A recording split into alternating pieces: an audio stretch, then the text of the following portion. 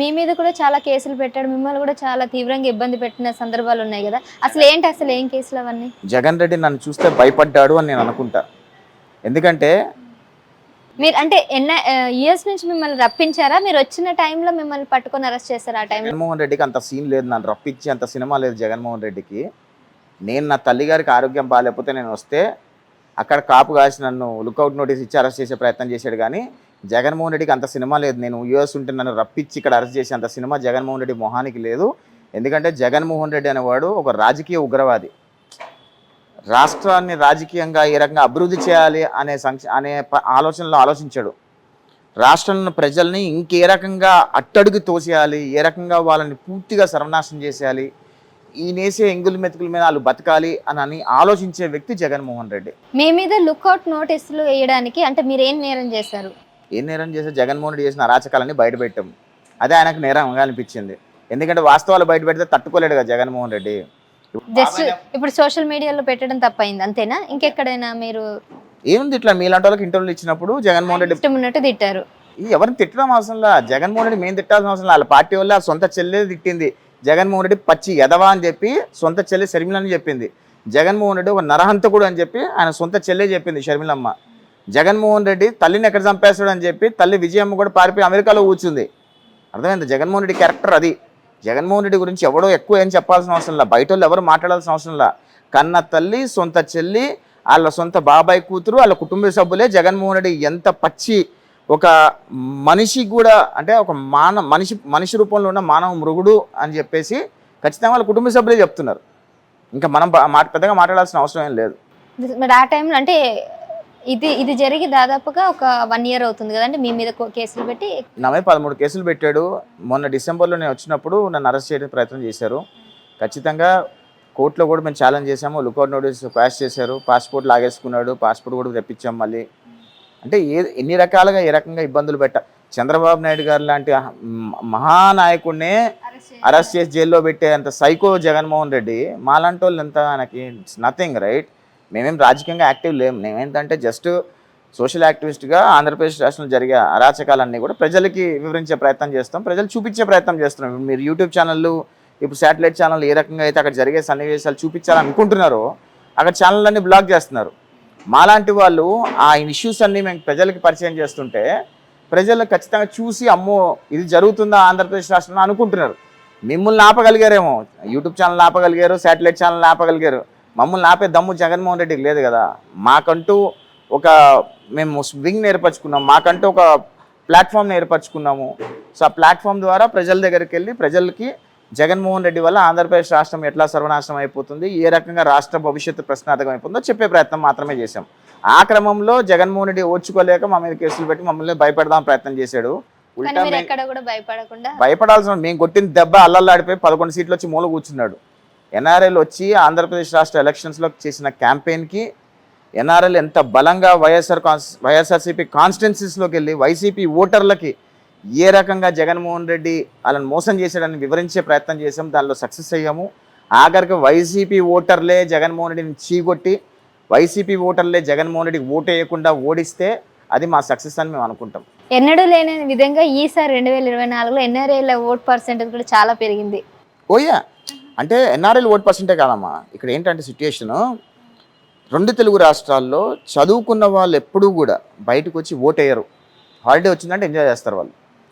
ఈసారి ఆంధ్రప్రదేశ్ రాష్ట్రాన్ని కాపాడుకోవాలి అనే ప్రయత్నంలో భాగంగా ప్రతి ఒక్క ఆంధ్రప్రదేశ్ రాష్ట్ర పౌరుడు మారుమూల ప్రాంతాల్లో సెటిల్ అయిన వాళ్ళు, యూరోప్లో, అమెరికాలో, లండన్లో, ఆస్ట్రేలియాలో, కెనడాలో ఎక్కడెక్కడో సెటిల్ అయిన వాళ్ళందరూ కూడా టికెట్ పెట్టుకొని 2 లక్షల రూపాయలు ఖర్చు పెట్టుకొని టికెట్ పెట్టుకొని ఆంధ్రప్రదేశ్ రాష్ట్రానికి వచ్చి ఆంధ్రప్రదేశ్ రాష్ట్రంలో ఓటేసి వెళ్ళారు. అంటే ఆంధ్రప్రదేశ్ రాష్ట్రాన్ని ఒక రాజకీయ ఉగ్రవాది జగన్మోహన్ రెడ్డి ఏ రకంగా సర్వనాశనం చేశాడో రాష్ట్ర ప్రజలందరూ చూశారు. కాబట్టి ఈ రాజకీయ ఉగ్రవాదిని మరొకసారి ప్రతిపక్ష హోదా కూడా లేకుండా చిత్తుగా ఓడించాలని కంకం కట్టుకొని అందరూ వచ్చి ఓట్లేసి వెళ్ళారు.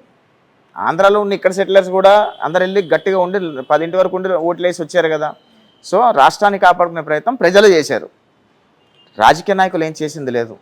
ప్రజల్లో నుంచి వచ్చిన చైతన్యము, ప్రజలే రాష్ట్రాన్ని కాపాడుకోవాలనుకున్నారు కాబట్టి రాష్ట్రాన్ని ఈ రాజకీయ ఉగ్రవాదం నుంచి కాపాడుకున్నారు. అంటే ఇప్పుడు కూటమి ఉండడం వల్ల టీడీపీ గెలిచింది అని అనే వార్తకి మీరు ఏం చెప్తారు? కూటమి లేకపోతే గెలిచే ఛాన్సెస్ తక్కువ అని మా కూటమి లేకపోతే తెలుగుదేశం పార్టీ ఒక 110, 120 సీట్ల వరకు వచ్చి ఉండేది.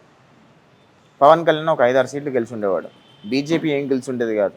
మళ్ళీ ఈ రాజకీయ ఉగ్రవాదికి ఏ ఆప్షన్ లేక క్రాస్ ఓటింగ్లతో ఓ 30-40 సీట్లు వచ్చి ఉండేవి. ఇంకా దరిద్రంగా ఉండేది. అసెంబ్లీ కూడా దరిద్రంగా ఉండేది. కూటమి రావడం వల్ల గ్రౌండ్లో క్యాడర్ అంతా కూడా ఒక అలైన్ అయ్యి ఓట్ ట్రాన్స్ఫర్ అనేది పర్ఫెక్ట్గా జరిగి అందుకని 124 సీట్లు వచ్చినాయి. ఆంధ్రప్రదేశ్ రాష్ట్రంలో ప్రజలందరూ కూడా ఏమనుకున్నారంటే కూటమి ప్రభుత్వాన్ని గెలిపించాలి, కూటమి ప్రభుత్వం బంపర్ మెజారిటీ ఇవ్వాలి, కనీసం జగన్మోహన్ రెడ్డికి ప్రతిపక్ష హోదా కూడా రాకూడదు అనే ఉద్దేశంతోనే ఓట్లేశారు. ఇప్పుడు జగన్మోహన్ రెడ్డి వచ్చేసి ఈవీఎంలు జరిగినాయి, అవి జరిగినాయి, ఇవి జరిగినాయి అని అంటే ఒక రాజకీయ నాయకుడు ఎంత పరిణితిగా ఉండాలి అనేది ఎంత ఉండకూడదు అంటే ప్రజలకు ఎంతో మేలు చేస్తాం, ఎంతో మంచి చేయాలని చేస్తాం, కానీ ఎందుకు ఇంత ఓటమి అయ్యిందో నాకు తెలియదు, దేవుడికే తెలియాలి, ఈవీఎంలు మ్యానుఫ్యాక్చర్ చేస్తారు, కూటమి కలిసికట్టుగా వచ్చి నా మీద కుట్ర చేస్తారు అన్నట్టు కూడా 151 సీట్లు వచ్చినప్పుడు మరి ఈవీఎంలు కుట్ర చేసి అని చెప్పి మేము అనలేకపోయామా? మరి 151 సీట్లు వచ్చినప్పుడు మాత్రము ఈవీఎంలు కుట్ర చేయలేదు, 164 సీట్లు వస్తే మాత్రం ఈవీఎంలు కుట్ర చేశాయా? సిగ్గుండాలి కొద్దిగా మాట్లాడటానికి. ఒక 5 సంవత్సరాలు ముఖ్యమంత్రిగా పనిచేసినోడు కనీసం ప్రతిపక్ష హోదా కూడా ఇవ్వకుండా సాధారణ ఎమ్మెల్యేగా ఉండి అసెంబ్లీకి వచ్చి కనీసం ప్రజల సమస్య మాట్లాడాల్సినోడు ఈరోజు చేతులు కట్టుకొని పోయి బెంగళూరులో కూర్చొని బెంగళూరు ప్యాలెస్ నుంచి ఆంధ్ర రాజకీయం చేస్తున్నాడంటే ఎంత పనికిమాలినోడు జగన్మోహన్ రెడ్డి. ఒక రాజకీయ నాయకుడు అనేవాడు ఎట్లా ఉండాలి? పులివెందుల ప్రాంత ప్రజలు ఆయన ఎమ్మెల్యేగా ఎన్నుకున్నారు జగన్మోహన్ రెడ్డిని. జగన్మోహన్ రెడ్డిని నేను వీడియో ఎందుకంటానంటే ఒక ఎగ్జాంపుల్ చెప్తా. ఒక చిన్న పసిపిల్లని రేప్ చేసిన వాడిని మీరు రెస్పెక్ట్ ఇస్తారా? ఇవ్వరు కదా. ఈరోజు జగన్మోహన్ రెడ్డి గత 5 సంవత్సరాల్లో ఆంధ్రప్రదేశ్ రాష్ట్రాన్ని అంతకంటే దారుణంగా రేప్ చేశాడు. మరి జగన్మోహన్ రెడ్డికి రెస్పెక్ట్ ఇవ్వాలా? నా దృష్టిలో జగన్మోహన్ రెడ్డి ఒక పనికిమాలినోడు. వాళ్ళ రాజకీయాల్లోనే అంటే ప్రపంచ రాజకీయాల్లోనే ఒక రాజకీయ నాయకుడు ఎలా ఉండకూడదు అంటానికి పర్ఫెక్ట్ ఎగ్జాంపుల్ జగన్మోహన్ రెడ్డి. అంటే ఇప్పుడు మీరంతా అంటే నేను అనకూడదు, టీడీపీ యాక్టివిస్టులు కానీ టీడీపీకి సపోర్ట్గా ఉన్న వాళ్ళు తన మీద అంత వ్యతిరేకత చూపిస్తున్నారు. కానీ ఇప్పటికి కూడా 40% షేరింగ్ నాకుంది అన్నట్టు, ఓట్ షేరింగ్ ఉందనేసి ఆయన అంత కాన్ఫిడెంట్గా చెప్తున్నాడు. మళ్ళీ పుంజుకుంటాం, నెక్స్ట్ ఎలక్షన్లో ఖచ్చితంగా వస్తామని అంటున్నారు. ఎందుకు మరి ఇప్పటికీ 40% షేరింగ్ ప్రజలు? 39% ఓట్ షేరింగ్ ఉంది. ఎందుకు ఉంది ఇంకా ఎందుకుంది అంటే చెప్తానమ్మా. ఇప్పుడు కసబ్ని మన దేశం మీద కసబ్ టెర్రరిస్ట్ కదా దాడి చేస్తే మన ఇండియన్ కోర్ట్ ఏం చెప్పింది? వాడిని ఉరిదీయమని చెప్పింది. మన ఇండియాలో కూడా కసబ్ను ఉరిదీయద్దు అని చెప్పి మాట్లాడిన వాళ్ళు ఉన్నారు కదా, అవునా? ఢిల్లీలో ఒక అమ్మాయిని రేప్ చేసి ఆ అమ్మాయి ఇంటర్నల్ ఆర్గన్స్ అన్ని బయట తీసేశారు.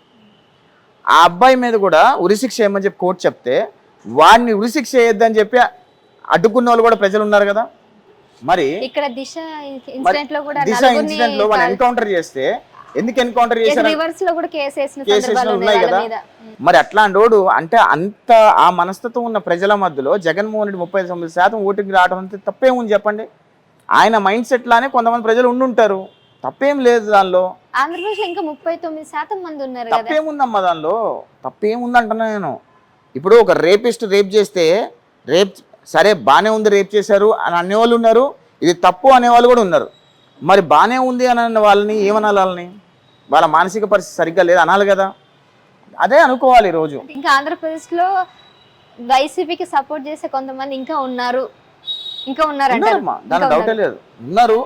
వైసీపీ పార్టీ అనేది ఉండదమ్మా. ఇంకా 2024 ఎలక్షన్స్ 2029 ఎలక్షన్స్కి వైసీపీ అనే పార్టీ కాంగ్రెస్లో కలిసిపోద్ది.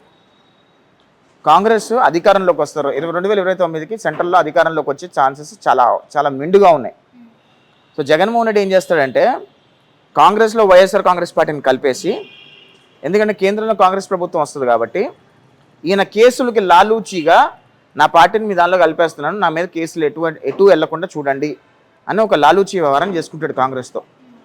చేసుకొని పార్టీని కలిపేసి ఈయన రాజకీయాలను దూరంగా ఉంటాడు, షర్మిలమ్మ రాజకీయాలు నడుపుతుంది. మళ్ళీ షర్మిల జగన్మోహన్ రెడ్డి కలిసిపోతారని నేను అనుకుంటున్నా.